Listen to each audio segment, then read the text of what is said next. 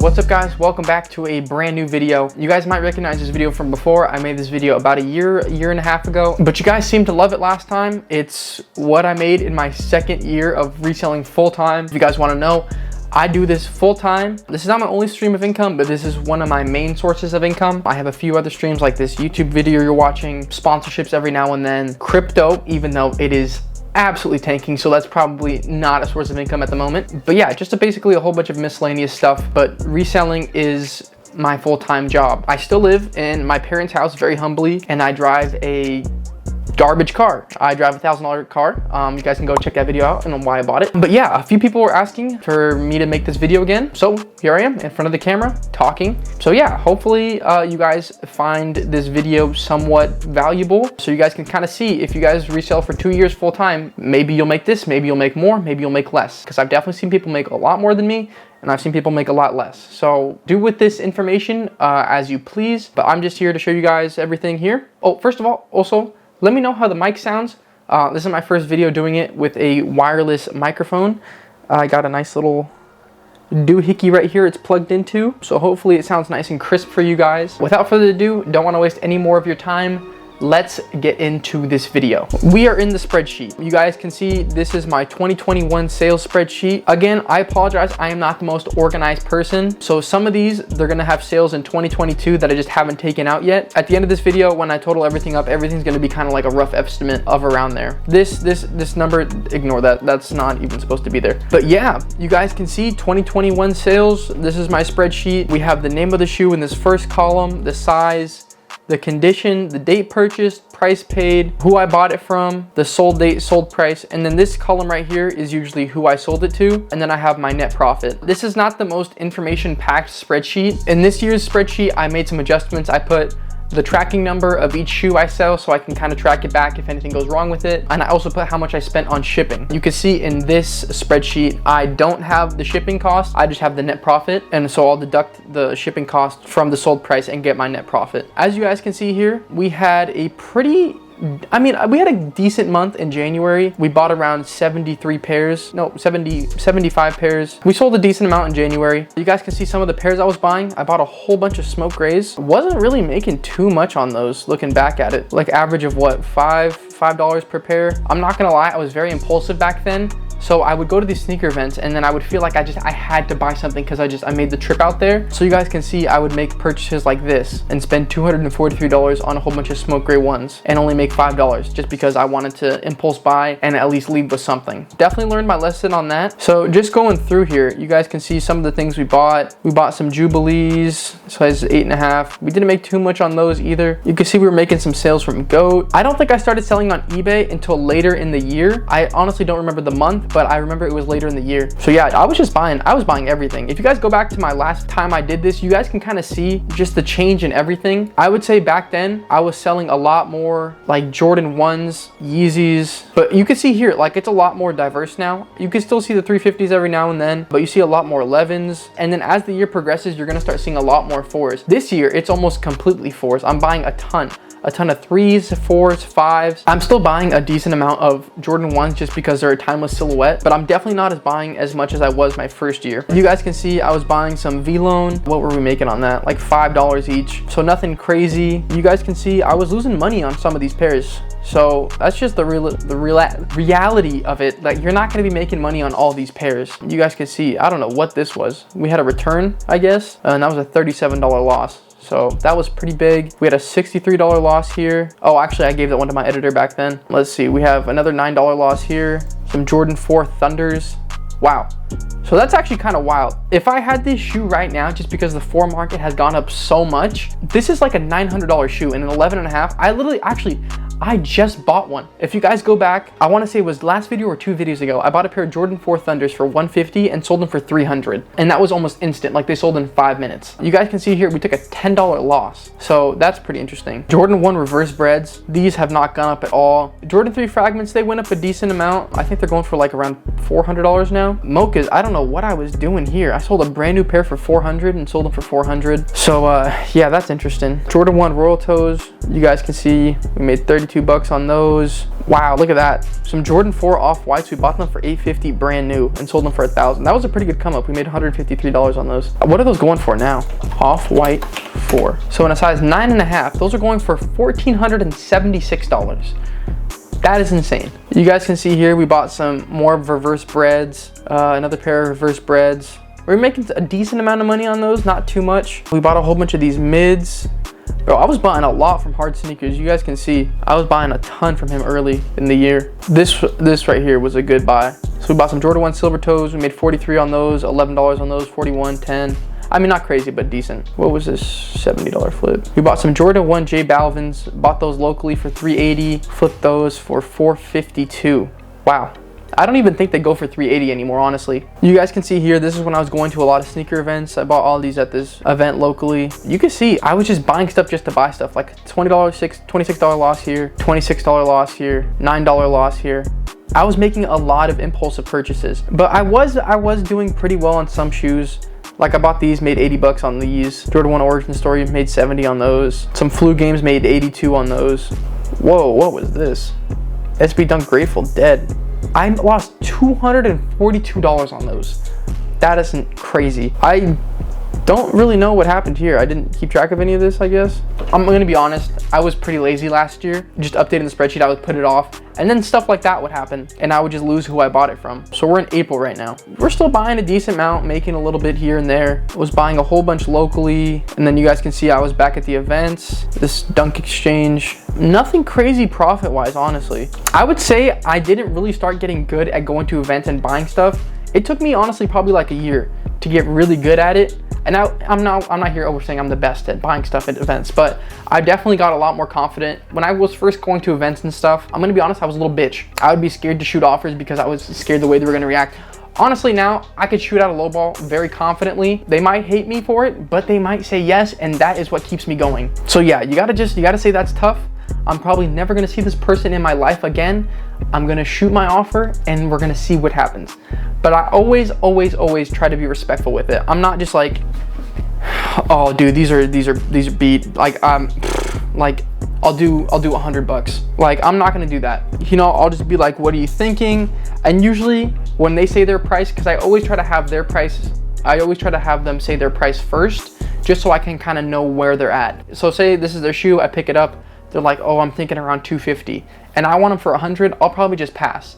But if they say they want like 150, 160, I'll be like, I'm a little bit off. Could you do like 90? But really in my head, I want to get them for like 100 or 110. They're like, can you meet me in the middle at 110? And then I'll say 100, and then sometimes they'll take it, sometimes they won't.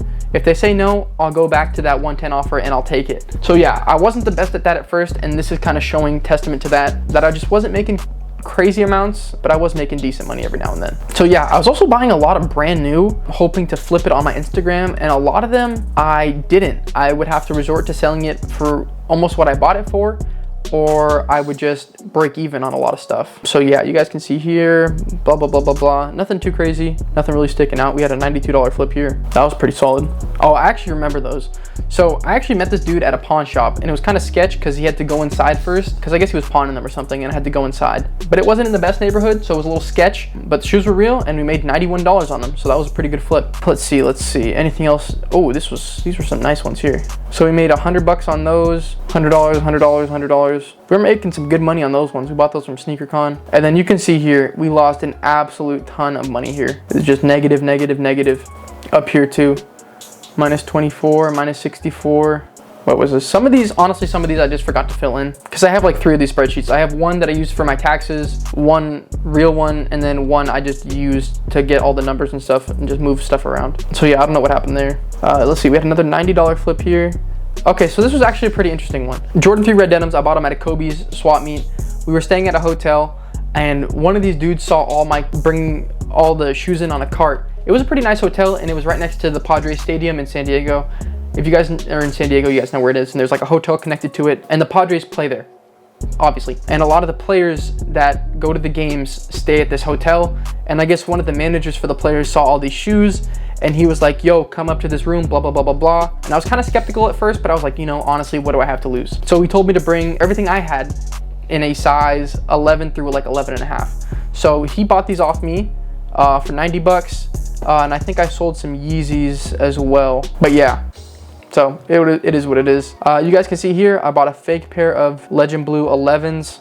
We lost $170 on those because I paid for shipping. So yeah, we lost out on those. It was a $170 loss. That was tough. Made $86 on those. Ooh, made $120 on this pair. A brand new pair of alternate 489s. This was just like an older pair. He wanted to get rid of it, and I was patient enough to sell them on GOAT. Lucky for me, it looks like it didn't take too long. It looks like it took 2 weeks. So that was a pretty solid flip right there. Here's when I started selling on eBay. Sold these Jordan 9 breads that would probably never move anywhere else, but we made some really good money on those. Some Jordan 4 military blues. eBay is great for classic Jordans. So like your classic 9s, your 4s, your 3s, like your OG colorways, like your military 4s, your red cements, your band 1s, metallic 5s, some, what are those? The OG, the bread 9s, bread 11s, cool grays. eBay loves those kind of stuff because eBay has a little bit older demographic to people that are like 30 to 50 that were kind of around when those originally released. So they see them on the platform and they're more likely to buy them on there compared to like these newer platforms. I guess if you consider Instagram a newer platform, but like StockX, GOAT, Instagram, they're not as likely to be on those kind of platforms. But yeah, nothing too crazy. We made another $180 flip here with those Alma-Maniers. I actually hit 2 pairs of those for retail. I kept one of them, but now they're all gone and I miss them greatly. But you guys can see I bought a brand new pair, 11 and a half, 225 sold for 404, and brand new is, let's see, an 11 and a half is going for $745. So that is crazy. You guys can see this is when I was in Seattle. Didn't buy too much there. This was another event. I think I just forgot to put this one in. Looks like another $120 flip here on these Fire Red 4s. This is when they kind of were newer released, so I could get top dollar for those. Another $120 flip here. So that was another nice one. I'm gonna start going a little faster now because this video is getting kind of long. This month right here, from here to like here, you guys can see the profits on these shoes. It was nuts. This was my best month to date, I believe, but you guys can see some of the profits we were making, like 86, 40, 68, 73, 196, 377, 211, 381, 281, 303 or 301, 126, 126. So yeah, usually when you buy, look, this $429 profit on those. Some of these guys, they're very, very, very negotiable with you when you take all of their stuff, because most of the time they just don't want to deal with the headache of listing each single one on a platform, waiting for it to sell, and just doing it like that. It could take months. A lot of the times people just want to get rid of everything. Sometimes they'll take a loss or just get what they paid for, just to get the convenience of just getting all of their money in one shot. So yeah, that was a great month. You guys can see we had some other good ones here. Made 178 on those, 161, 102. Yeah, we were getting some good stuff. Bought some from Rare Kicks. Rare, if you're watching this, appreciate that. We made 55 bucks on those. Another one down here, some Jordan 4 purple metallics. These are going for a lot brand new. I think these are like $500 brand new now. And another good one right there, 125. But yeah, I started to pick up speed later in the year.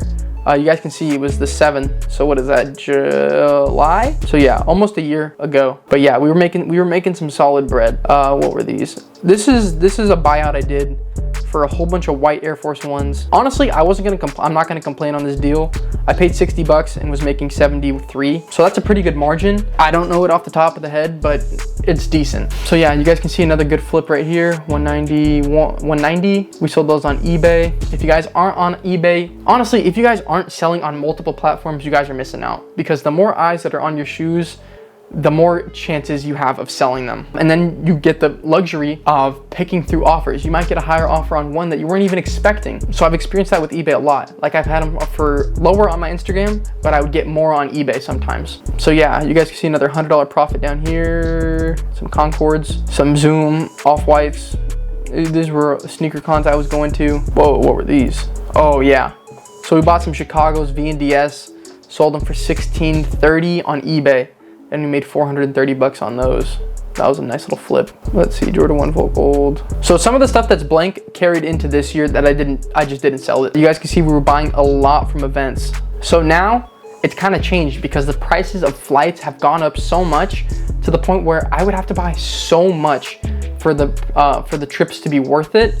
So it's not even worth it. So I've doubled down on buying local and just trying to stick into California. So if it's like in San Francisco, I might drive out there. It's just not even worth the flight, honestly, compared to last year where I could fly to Dallas for like $100, but now it's like $500. So it's not even worth it. But yeah, you guys can see some of these profits. If you guys want, you guys can pause the video and look at them deeper. Up to me, but I'm not gonna stop on all of them. I'm just gonna kind of scroll through these. If anything catches my eye, I'll stop. So these shorts, yeah, this was a mistake buying these. You guys can see I didn't sell them until this year, but yeah, I won't be doing that again. I thought I could sell them for a lot more than I did. Well, you guys can see I sold a few of them for a decent amount, but I just could not sell the rest. So yeah, that sucked. Made 141 on these. That was a solid flip. This was a good flip right here too. I bought 2 of these off-white Prestos, and I made 132 on both of those.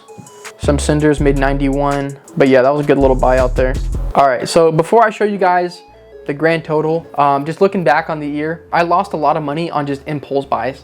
And that's what I kind of learned on kind of like reflecting on this. So I think if you guys just look back on your year when you keep track of stuff, and you'll see trends that you can break. So now I know not to impulse buy as much as I did, because a lot of it I was just buying it just to buy it, just so I could have a cooler flex pick on Instagram, honestly. Because it does look sick when you say you had 100 pair cash out, but you just have to get over it and be cool with $20 or 20 pairs that you can make good money on. It doesn't matter how much you get, it's a matter of how much you can get for them. So in total sales, we made $240,265 for the year, which sounds like a lot, but we only profited $32,737.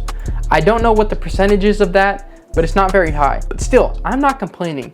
I made $32,000 just from shoes. And then I made a lump sum more somewhere else, and like YouTube and stuff like that. But this video is just for this. Just wanted to reiterate that. We made $32,000 in 2021, my second full year of reselling. It's honestly crazy because we did double. I think last year was like 15 or 17,000. Now it's at 32. Hopefully this year we can double that. We're on track to, but it's a little shaky with the economy right now. So I honestly don't know, but it will be interesting to look back next year and see how this year went, even with everything going on right now. So yeah, 32,000, everything's here. You guys can look at it. Hopefully you guys found some kind of value out of this video. I would really appreciate it if you guys could like, comment, and subscribe. Leave a dislike, I don't care. It helps the video get boosted up in the algorithm so we can grow the channel. And yeah, just keep doing these kind of videos for you guys. So yeah, hopefully you enjoyed the video. If you didn't, that's tough. If you guys want to, here's my Instagram. If you guys want to go follow it, maybe cop some shoes, maybe sell some shoes. And if you guys want to check out what I have for sale,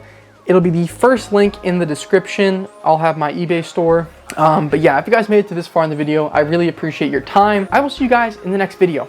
Peace. I said, baby, like, whoa, I cannot feel any more. Stuck to these beds like I need me some more, yeah. I have been rolling up doja, everything feeling so close. Think that I need me some closure. She tryna pull up to shows, nigga, I'm counting this dough. Hold before, yeah.